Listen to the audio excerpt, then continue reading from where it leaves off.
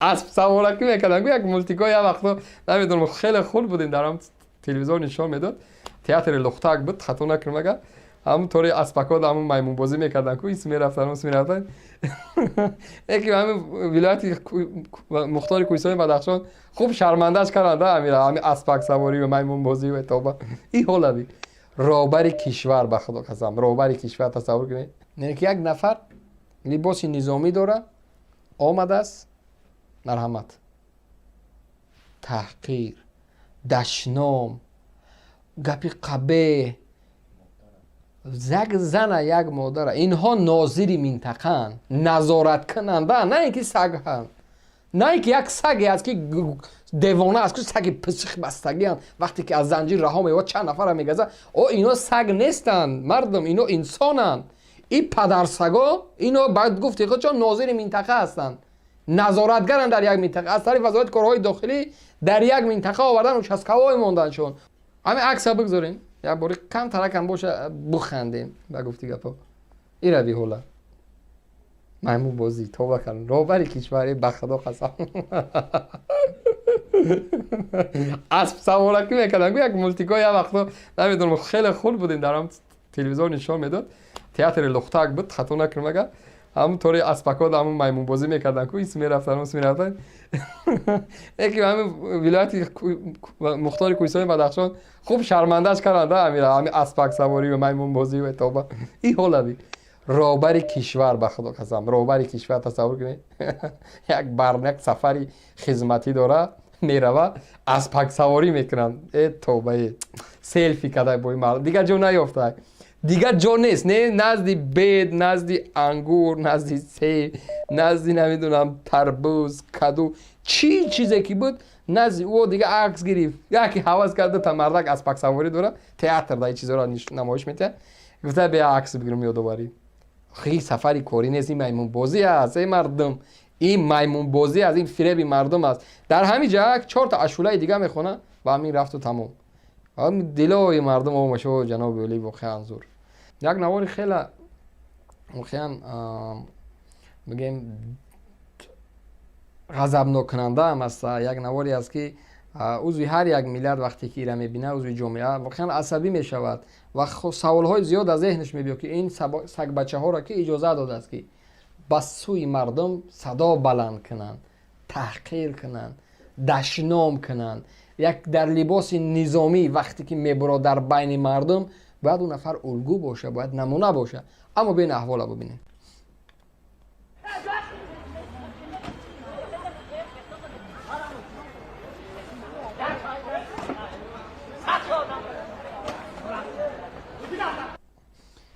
یک زن است، یک زن، یک افسری پلیس که رتبه داره میبیاد در بازار یک مادر نمیدونم شاید از قشلاق از دهات از باغ پدری شاید چند سطل انگور آورده است، از گابی که دارن چند لیتر شیر آورده است، میخواد در همین جا فروشه زندگیش پیش ببره. یعنی نرفته از دست نزد وزارت، نزد شغل اهالی، نزد دیگه جا پول نطلبیده است. یعنی آمده است در یک جای نشسته است که میخواد محصولات دهقانیش آورده است، میخواد سودا بکنه.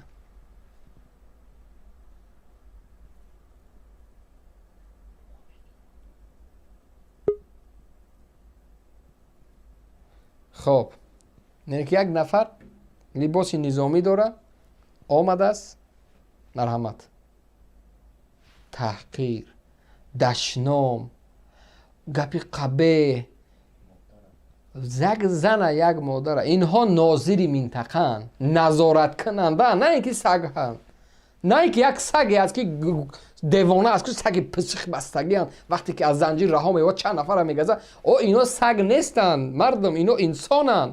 این پدر سگا اینا باید گفت خود چون ناظر منطقه هستند، نظارتگرن در یک منطقه، از طریق وزارت کارهای داخلی در یک منطقه آوردن و چسکوای موندنشون، آمدن ناظرشون موندن، آمدن نمیدونم رتبهشون دادن که شما همین منطقه را کنترل کنین. اما اینا سگ برین دعواشون رو ببینید.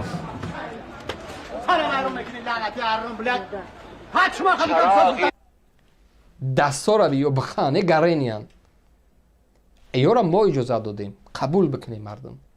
اینمی پدرسگا را، اینمی مادر لعنتا را، اینمی احمقا را ما اجازه دادیم. ما این همیجا 100 تا تماشابین ای 1000 تا نفر در همون بازار چرخ میزنه، یا تامی بناموس دستور یک زن صدا بلند میکنه، 99 کسی دیگه تماشا میکنیم. 99 کسی دیگه ما تماشا میکنیم. اگر یک مردک میبروم میگه ای فلانی ادا برای یکن تو را انسان زاده است یا خر؟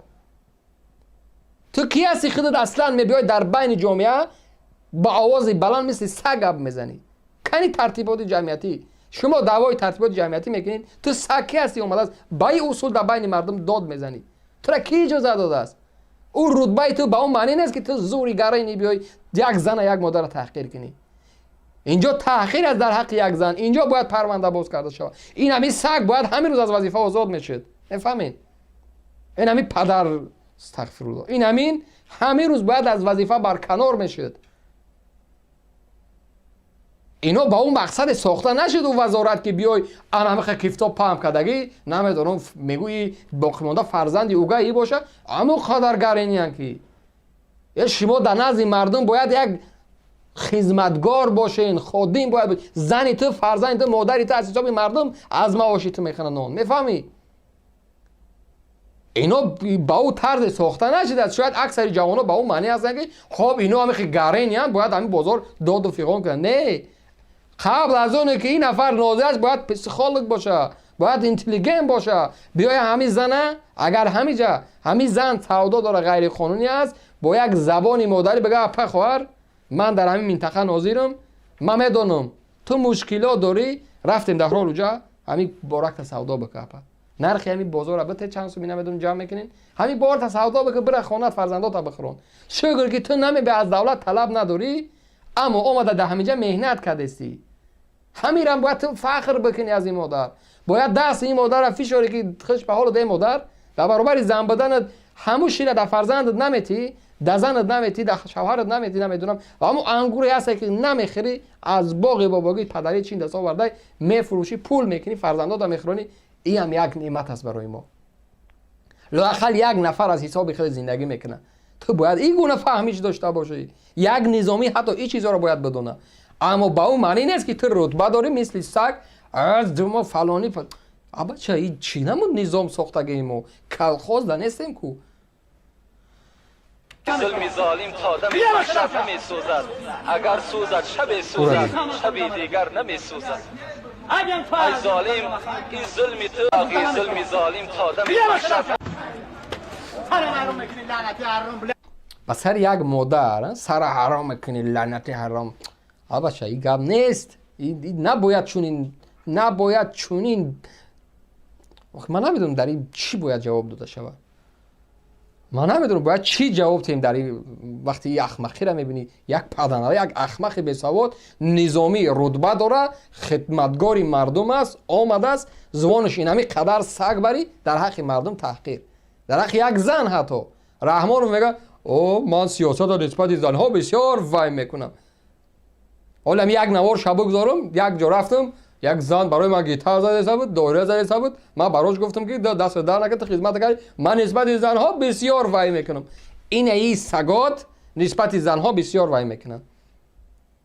لجام این یورا بکش، لجام یورا بکش که به خدا قسم یورا پورا میکنه یه روز مردم، یه روز مردم اینا را اینمی از سگه که چقدر یک چیزی مرده را میبینه پورا میکفانه. احتیاط کنه لجام تونه دراز نکنین، پاتونه چه نیکور پاتون دراز کنه که یک روز او این مردم است خسته میشوند دیگه. رنگی سگ پورا تو نکنن. با احتیاط کنین. من باز هم خطاب میکنم به کسانی که نظامی هستین، کسانی که در این نهادهای با نفوذ کار میکنین، رتبه دارین. شما اول خصوص خادم مردم هستین، خدمتگار هستین. شما نفری نیستین که زباناتون اینمی قدر داد بزنین. شما از حساب این مردم مبلغ میگیرین. شما معاشاتون از حساب این مردم است. شما نسبت این مردم باید احترام داشته باشین. نسبت این مردم باید دستاشون فشارین که از حساب اینا شما زندگیتون پیش میبرین. рутба дадааст анамит омадагӣ ман намарта ин гап нестай ҳамин саг ки аст ки мешиноса ман аз ҳамватанон хоҳиш мекунам гӯ ҳамин ки аз косаи ки об мехӯра ин фарзанди ки аст ин просто як нафари кӯча нестай